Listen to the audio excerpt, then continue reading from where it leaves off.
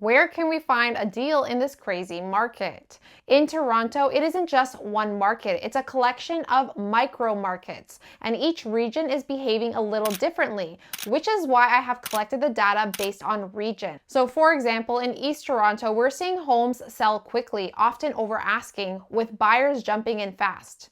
This area is still very competitive. Central Toronto is holding strong too, especially in desirable pockets close to the downtown core. The market here is still moving and properties are commanding solid prices. But if you look to the west or the north, the story starts to shift. Homes are staying on the market longer, and in many cases, they're selling below asking.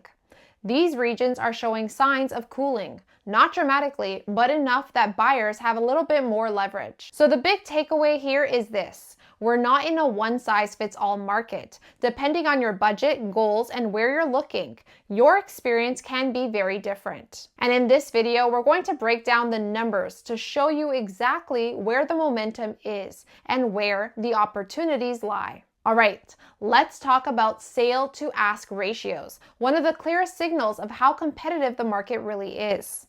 Now, if you're not familiar with this metric, here's what it tells us. A ratio of 1.00 means that homes are selling right at asking price. If it's above 1.00, homes are going over asking, usually due to bidding wars or strong buyer demand. If it's below this number, it means that buyers are negotiating below the list price, which suggests a softer or more balanced market. So let's break down what we're seeing here in Toronto from January through to April 2025. In East Toronto, the average sale to ask ratio is sitting at 1.02.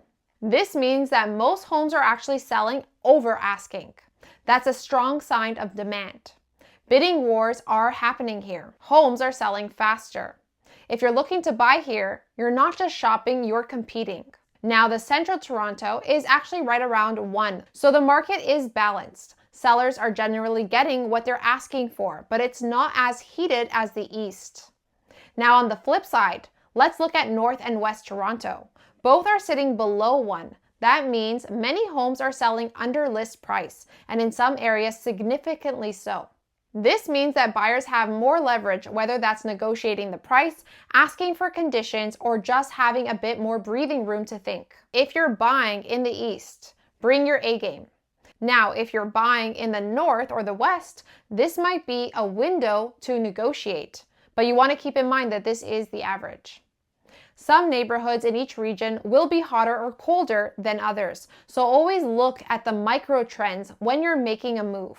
Next, let's talk about something that every buyer and seller should be paying close attention to, which is the days on market, DOM for short. The DOM tells us how long it's taking a property to sell, from the day it's listed to the day that it's sold.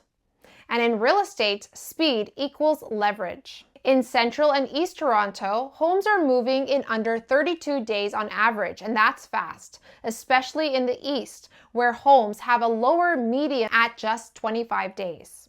That means many homes there are selling within 3 weeks, which tells us that buyer demand is strong, and homes that are priced right do not sit long. Now, compare that to West Toronto, where the average DMO is over 45 days. That's a slower pace, and it gives buyers more breathing room to shop around, negotiate, and to take their time.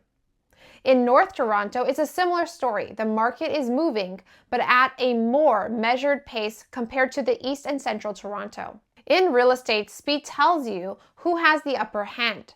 Sellers in hot markets move fast. Buyers in slow ones can breathe. So this means that if you are a buyer, you might want to target those slower moving areas where you can take your time and possibly negotiate a better deal. And if you are a seller in a fast-moving region like the East, price right, prepare well, and you might be looking at a quick, strong offer. Here's where things get really interesting. Let's talk about the average home price by region. The sale to ask ratios and stats tell us about the market behavior, but prices tell us about affordability and buyer entry points. So here's how the numbers stack up so far in 2025. Central Toronto is by far the most expensive region. We're talking about some of the city's most prestigious and historically sought after neighborhoods. places with charm, access, and luxury. If you're shopping in Central, you're paying a premium, and buyers here expect quality. Now let's swing over to East Toronto, which is currently the most affordable area on the list, with average price points around $1.14 million. But here's the twist. Even though the East is the least expensive, it's also the most competitive. Homes are selling over asking, they're selling faster, and buyers are showing up ready to bid. That's the definition of a hot market. That price to competition ratio makes East Toronto the one to watch, especially for first-time homebuyers, young families, or even investors looking for long-term value. North Toronto sits right in the middle, higher than the West, lower than Central, and gives you a blend of space, quiet neighborhoods, and access to really good schools. For many families, it's a sweet spot. West Toronto is around $1.31 million. The pace of sales is slower here and homes aren't flying off the shelf. So if you're looking to negotiate or upgrade to a bit more space, the West might be your window. Now that we've looked at the trends, the sale to ask ratios, how fast homes are selling, and the average prices, let's talk about what this actually means for you, whether you are buying or selling in 2025. If you are a buyer, the biggest takeaway is this: know your region and act accordingly. If you're looking in East Toronto, you need to be prepared. That market is fast, competitive, and homes are still going over asking. This is not the place to wait and see or to lowball an offer. In the North or West, though, the game changes. Homes are still sitting longer. They're selling below asking, and that means that you have more leverage. You can take your time, negotiate better terms, and possibly even get conditions accepted, which is very rare in a hot market. Also, don't overlook value-rich areas like the East. Yes, it's competitive, but the prices are still the most affordable, which makes it a powerful long-term investment. Now, if you're a seller, your strategy also depends on location. In the East, you're in a strong position. The key is to price slightly under market to drive up interest and to create a bidding environment.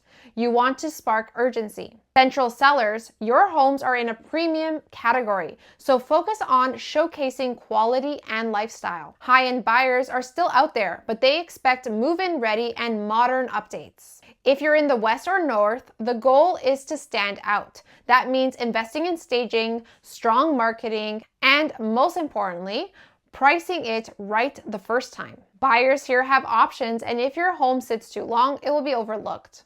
So whether you're moving to Toronto, upsizing, downsizing, or investing, the key takeaway is this: Toronto isn't just one market.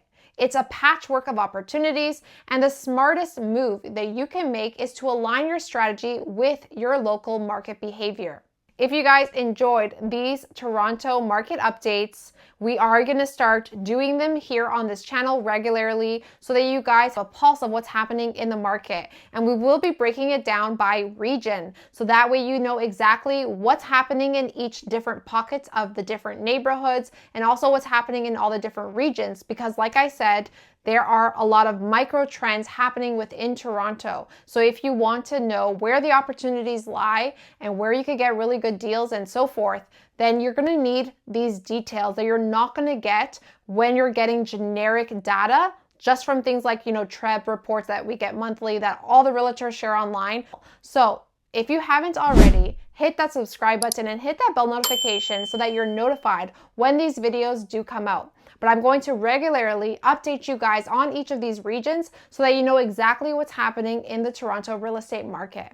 And like always, guys, if you're thinking about moving to Toronto yourself, reach out to us. All of our contact information is down below. And if you want to watch more exciting videos like this one, click on this video next. And until next time, guys, see you around the city and God bless.